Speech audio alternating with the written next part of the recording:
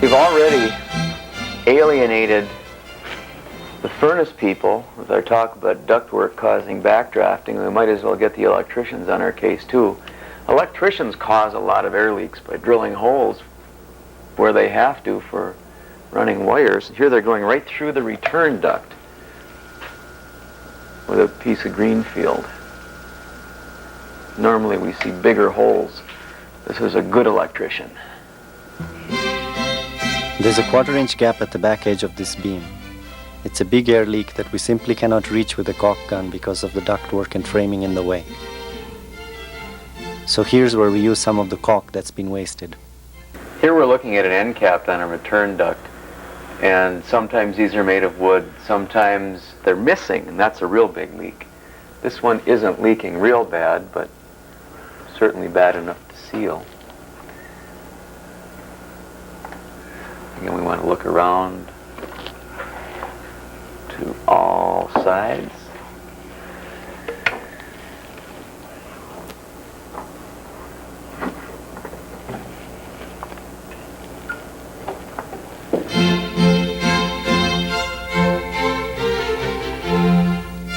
The leaks in the furnace cabinet itself and where the furnace sits on the floor can be big leaks, but they're easily sealed.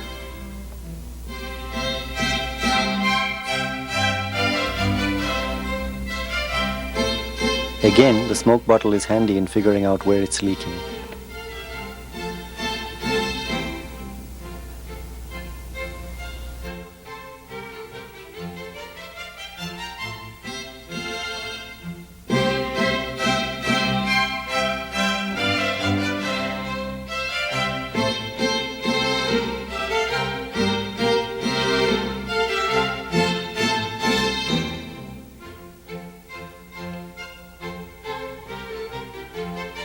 Not leaking.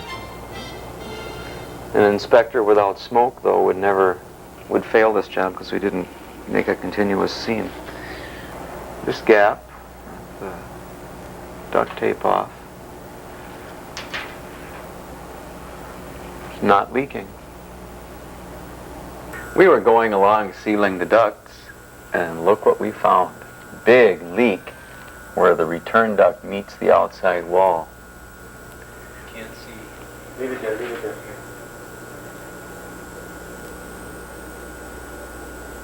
See the smoke go in? Large movement of air.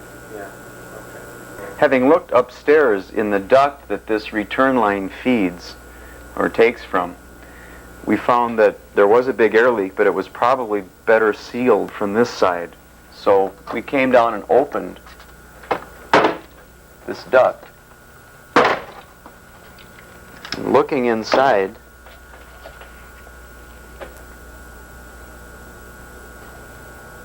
big airflow, we find the big gaps connecting the return duct to the outside wall cavity. So the return is stealing air from the outside of the house, the walls, every time the furnace turns on. We'd like to seal that. So we'll take the foam, flashlight to see that we're getting in here, and just fill up.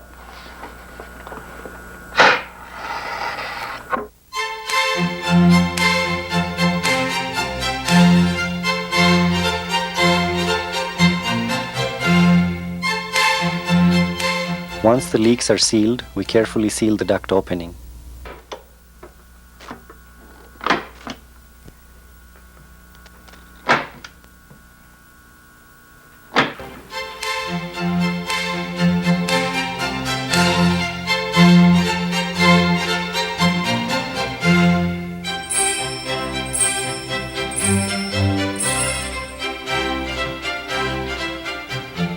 Since we found one return duct leak, we come across the basement to look for others, and lo and behold, this one leaks also.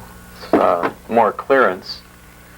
So, since it was so easy to open up the bottom, I think we'll do that, but I'll foam in this one connection first, just because I'm here. Here we have humidifier that is connected to both the return air plenum and the supply air plenum. Because these connections are made at a very low pressure side on the return side and a very high pressure side on the supply side, when this thing is wide open, there's a lot of air flowing through this humidifier over into the return duct. This means when the humidifier isn't being used, which it won't have to be used very much once we've sealed this house up, that there's a lot of hot supply air being directed over to the return air duct, which makes the return air warmer, which reduces the efficiency of the heating system. So in houses that are not very leaky and don't need humidification, these things really should just be ripped out and thrown away or set aside for the next homeowner if they happen to need it because they have fewer people in the house.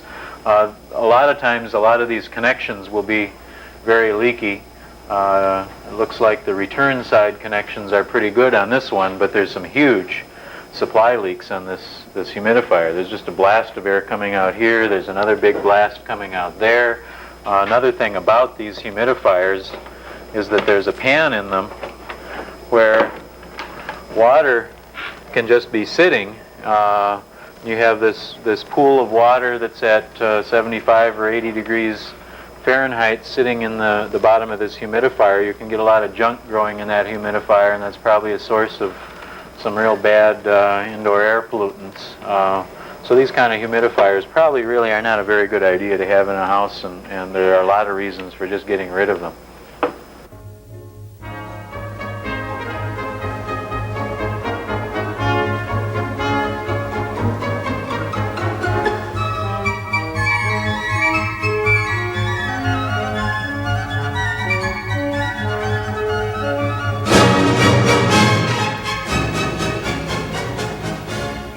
Once the humidifier has been removed, all the openings left by it are sealed. You don't want to strip the... Come on!